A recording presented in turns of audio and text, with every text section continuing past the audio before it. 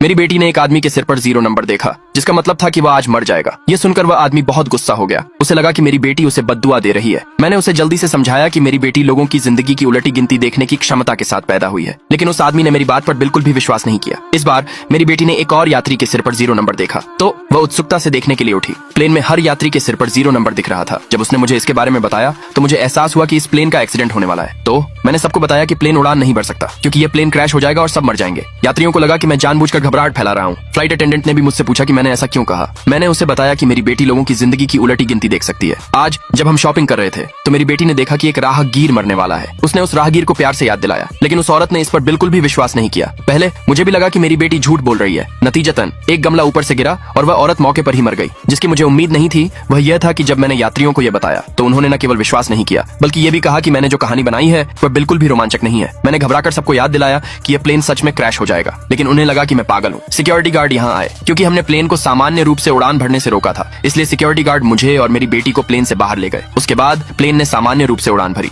और प्लेन में बैठे यात्री अभी भी हमारे व्यवहार पर हंस रहे थे, लेकिन उन्हें नहीं पता था कि प्लेन का शीशा छटक रहा था। जल्द ही प्लेन का एक्सीडेंट हो गया। तब जाकर उन्हें मेरी बातों पर विश्वास हुआ, लेकिन तब तक बहुत देर हो चुकी थी। उसके बाद मैंने और मेरे पति ने अपनी बेटी को स्कूल भेजा। जैसे ही हम स्कूल पहुंचे मेरी बेटी ने देखा कि फिर से सबके सिर पर 0 नंबर दिख रहा है। आगे देखने के लिए नीचे कमेंट में यस